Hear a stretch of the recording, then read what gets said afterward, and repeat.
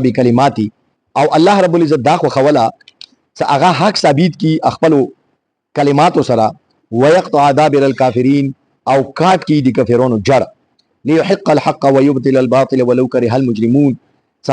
حق ثابت شي او باطل ثابت شي اگر چې مجرمون نه خوخوي استغيثون ربكم فاستجاب لكم اني ممدكم بألف من الملائكه مردفين کله چې تاسو خپل رب ته فریاد کولو بیا الله رب العزت تاسو دا قبول کړل او دا وعده د سره وکړه چې زبر تاسو مدد کوم په هزار فرشتو سره هغه په کتور کې درتي وما جعله الله الا بشرا ولتطمئن به قلوبكم او دا محض الله رب العزت دی خوش خبره او دی اطمینان قلب دی پاره تاسو ته دسي وعده وکړه ومن نصر الا من عند الله ان الله عزيز حكيم او مدد خو صرف الله کوي شي بشک الله تعالی غالب حکمت والا ده اردو کی ترجمه کوم واذ يعدكم الله احدى الطائفتين انها لكم وتودون ان غير ذات الشوكة تكون لكم ويريد الله ان يحق الحق بكلماته ويقطع دابر الكافرين اور جب اللہ تعالیٰ تم سے وعدہ کر رہا تھا وہ وقت یاد کرنے کے قابل ہے دو گروہوں میں سے ایک کے متعلق کہ وہ تمہیں اس پر تمہیں فتح ملے گی اور تم یہ چاہتے تھے کہ جو بغیر کیل کانٹوں والا ہے وہ تمہارا ہو جائے اور اللہ چاہتا تھا کہ وہ حق کو ثابت کر دے اپنے کلمات کے ذریعے اور کافروں کی جڑ کاٹ دے لیحق الحق ویبطل الباطل ولو کرہ المجرمون تاکہ حق اور باطل ثابت ہو جائے اگرچہ مجرم لوگ اسے ناپسند کریں استغیثون ربکم فاستجاب لکم انی ممدکم بألف من الملائکۃ مردفین جب تم اپنے رب سے آہوزاری اور فریاد کر رہے تھے تو اللہ نے تمہاری دعا قبول کر لی اور وعدہ کیا کہ تمہاری مدد 1000 فرشتوں کے ذریعے کرے گا جو کہ لگاتار آئیں گے وما جعلہ اللہ الا بشرا ولتطمئن به قلوبکم اور اللہ رب العزت نے محض خوشخبری اور اطمینان قلب کے لیے تمہاری مدد کے لیے فرشتے بھیجے ہیں ومن نصر الا من عند اللہ ان اللہ عزیز حکیم اور مدد تو صرف اللہ ہی کی طرف سے ہو سکتی ہے بے شک اللہ تعالیٰ زبردست حکمت والا ہے وَإِذْ يَعِدُكُمُ اللَّهُ إِحْدَى الطَّائِفَتَيْنِ أَنَّهَا لَكُمْ دی جنگ بدر والا نقشہ اخبر ذہن کی تو سو والے ایوا مقادس ایوا سو ایوا کفیلا دی ابو سفیان پر سرکردگی کی ملک شام نہ روانہ وا او بل چکم دا کنا اغا یو لشکر جرار اغا مکی نہ روه تلو دی بدر طرف تا مفسرین چکم دا سکومه دا کفیلا اغا نہ روانه وا ملک شام نه هغه ته نما ورکړي د عیر او چې د کومه د ابو جهل والا قافله هغه طرف ته روانه ده بدر طرف ته میدان ته دي ته یلی دي چې نفیر نو د شام والا د ابو سفیان قافله شو عیر او د ابو جهل والا شو نفیر اوس الله رب العزت دا ورته فرمایلو چې د عیر او نفیر کې ایوا قافله به وو باندې په تاسو فتح درکاو او الله رب العزت واضح الفاظو کې تعیین ودانه وغلا چې کومه بدر باندې وایا اوس حضور صلی الله علیه وسلم په مقام صفرا کې صحابه کرام سره مشوره وکړه سو اوس څه کول پکور دی دغه ابو جهل والا کفیلی ته وتلل پکور دی او ازګه صداقه کفیله هم نو وته اوس باغ ته ورسو کنه نو ځنه صحابه کرام ځتن اجمعین هغه دا رائے پیش کړل چې یا رسول الله صلی الله علیه وسلم دغه ابو سفیان والا کفیله مودي بار مناسب وا مودي دی په نیات وروتلی اوس څه کله هغه لوړه نو لہذا اخ جنگ چونکہ متی رائے شونا لہذا فی الحال متعدد جنگ والا اقدام نہ دا پکور نو اوس اللہ رب العزت دیجئے کی داو تا فرمائی چا کلا تا توسو سر مشورہ وشولا نو دی توسو رائے داوا چا یہ دا کم نو دوی اس اغوی والش کرو یو چکم دا عیر وو چا اغا بالکل 40 کا سون وو او 1000 و سر و خون مول اسباب نہ ڈاکو نو بالکل دا سوایا چا خونلی مارے وا بس تیورا مړې وا او دیم طرف ته کوم د ابو جهل ولا لخر وو تا غسرت تیر او تفنګ هار څور سره مکمل تیاری وا الله رب العزت فرمایي چې تاسو دا خو خوله چې د ابو سفیان ولا کفلا ایمولوس تروشی غیر ذات الشوکه د شوکه کوم دا کنه په عربی کې ازغی ته یای خو څکلا د دې کومه حاصل معنا دا ازغای څوکه انسان ته تکلیف ور کوي هغه کې سختی وی انسان هغه کوي مصیبات کې اچي نو لہذا دی حاصل معنا کوم دا کنه هغه شدت تا او شدت او قوت چونکه وصلی کی وی لہذا دی شوکت حاصل معنا شولا وصله اوس غیر ذات شوکه معنا شوا بغیر دی وصلی نو اوس دی بغیر وصلی ولا لخر دی ابو سفیان ولا نو الله رب العزت فرمایي چې تاسو دا خو خوله چې د ابو سفیان ولا د بغیر وسلینا چې کوم مسلح نه ده دې سره موږ مخ شو چې جګړې سره ضرورت نشي ته خلی ورپسې منډه کوو دا غور نه وته. الله رب العزت فرمایي ويريد الله ان يحق الحق بكلماته. تاسو خدا خو خوله چې د ابو سفیان په کفیلی وړو خو الله رب العزت فرمایي ته مو دا نه خو خوله مو دا خو خوله چې تاسو هغه سره ور وجګړاو دغه د ابو جهل کفیلی سره ویلي ان يحق الحق بكلماته ته حق ثابت شي. نو مو کوم دا د حق د ثبوت منشاوه ته تاسو هغه کافلی سره ور وجګړاو ته هغه ته تاسو شکست ویر کې په دغه به سره سامانی کې هغه نه بعد به هغه ته دا پته ولګي چې وکی سره اسلام یو برحق مذهب ده. ويقطع دابر الكافرين او د کافرونو جړ کټ کول دی مو مقصد. چنانچه رښتیا وسره اندسي وشولو ته پروغ عرب کې دا خبره مشهور شوله چې یاره مسلمانانو کوم د کافرونو یو لشکره جرار ته شکست ویر کړو او بیا هغه لشکره جرار ته څوره د مکی مشرون وو اکثریت ورکه بالکل دی فنا په غاړ باندې ورپرې وته ټول مشرون ختم شول بالکل دی هغه کوم زور او شوکت وغه ختم شول. ليحق الحق ويبطل الباطل ولو كره المجرمون. الله رب العزت فرمایي چې حق ثابت شي او باطل ثابت شي اگر چې مجرمین نه خوخل. اوس دي چې مفسرین یو سوال چات کړه دا فرمایي چې ګوره انده خبره د چټ رايو کې الله رب العزت فرمایي دا چې ان يحق الحق بكلمات بیا ورپسې بیا الله رب العزت فرمایي چې يحق الحق ويبطل الباطل. نو ایوا خبره الله رب العزت دعا ورې کړی دا او په کلام کې چې کله تکرار وي نو دا کلام خو خوله نشي. د عربو په کلام کې څه خبره بور وشي اردو کلام کې اندسه ده څه خبره بار وشي بار وشي نو دا د کلام حسن ختم کوي او قران مجید خو کوم دا هغه د هغه د کلام بد شو ده د کې څنګه تکرار راځي. نو علماء کرام دي چې دا سوال چات کړه دا چې قران مجید کې تکرار مناسب نه ده څنګه دي چې تکرار وکړي. نو فرمایي چې اصلا کې دا تکرار نه ده. اوس دې کې دوا ور الله رب العزت فرمایي يحق الحق بیا فرمایي يحق الحق فرمایي چې دا اول يحق الحق څه کوم دا کنه دا د حضور صلی الله علیه وسلم سره کوم لخر د بدرین ور سره او د صحابه کرام د اول منشي او د الله خپل منشي کې فرق بینه د اول يحق الحق سره. سو او د محمد صلی الله علیه وسلم لخر د تو منشا داوا د تو اراده داوا چې د ابو سفیان ولا دغه بغیر کیل کانټ ولا بغیر د اصلحي ولا دغ سره زو جګړه وکاو او د مو اراده داوا چې نه ابو جهل کفیلی سره زه تو ور وچنګاو. نو د اول یو هیکل حق کې الله رب العزت د محمد صلی الله علیه وسلم د لخر او د خپل ارادي مابین کې کوم تفاوت او فرق ته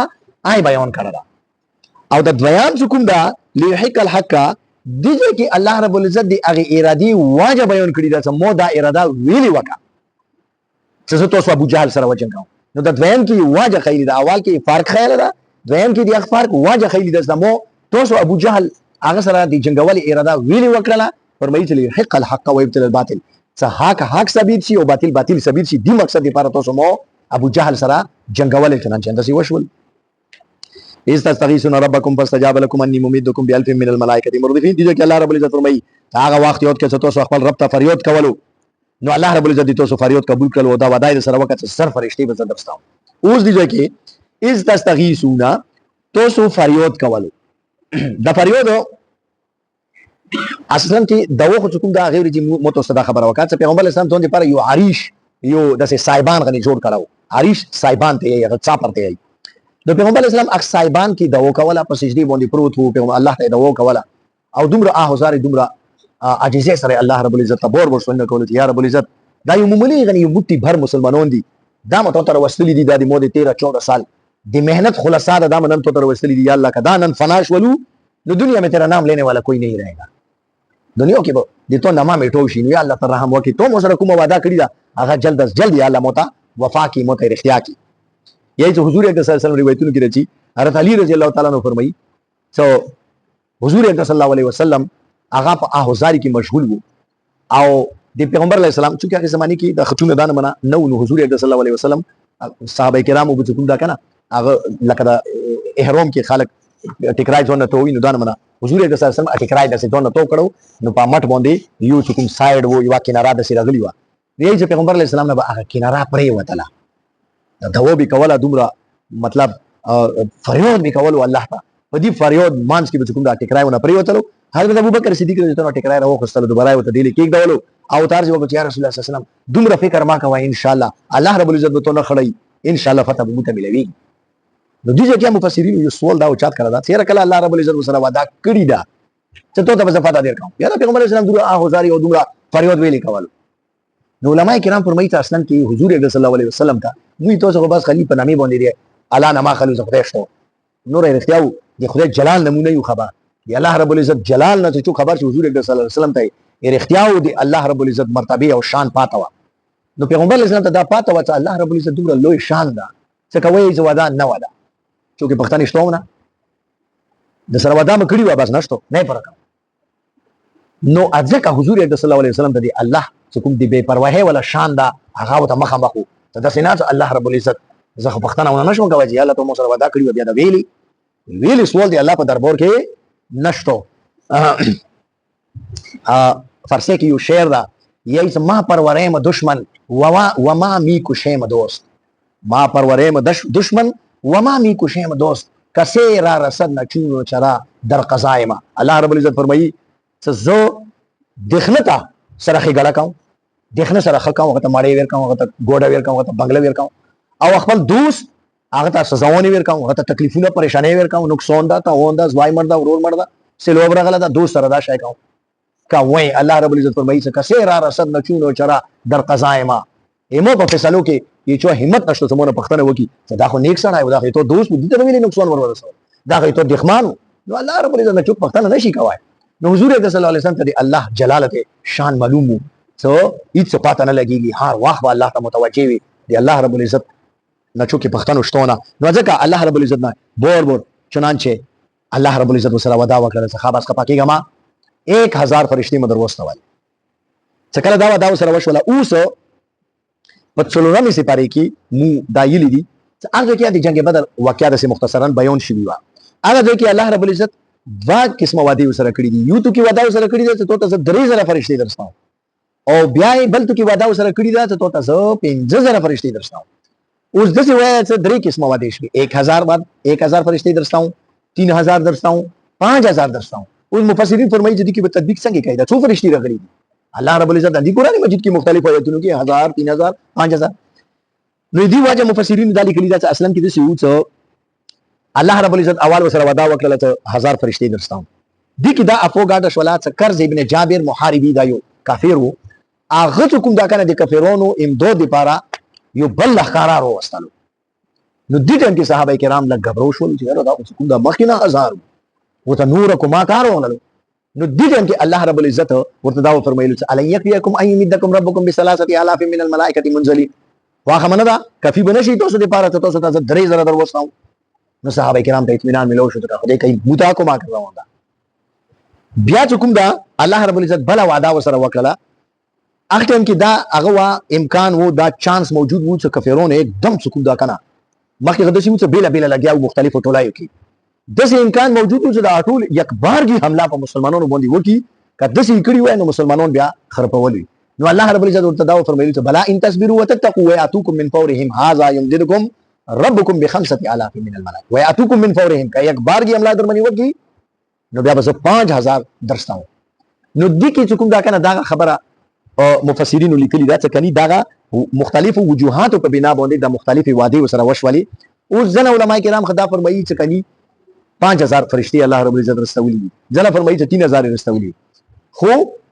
ځنه دا فرمایي چې نه رسولي 1000 وی د نورا په دغه وعدو باندې وی چې دان منه وشو بیا بدرستاو خوان منه ونه شو لهدا نور فرشتي روان استولي زما خبره ده چې کومي فرشتي روغلي دغه څکور ځنه مفسرین دا فرمایي چې دغه بقاعده وجن دي د توري ور سره وی وجن دي بقاعده ځنه علماء کرام دا فرمایي چې نه ونه جنګي بلکې دای وکړلو چې د مسلمانانو کوم گزارونه وو هغه په ټیکانی باندې ورسول لکه فرض کې مسلمان ورغشه وو اشتلو هغه به خاطو دغه فرشتي به کور داو چې هغه شبي هغه ته ورسیخ کړل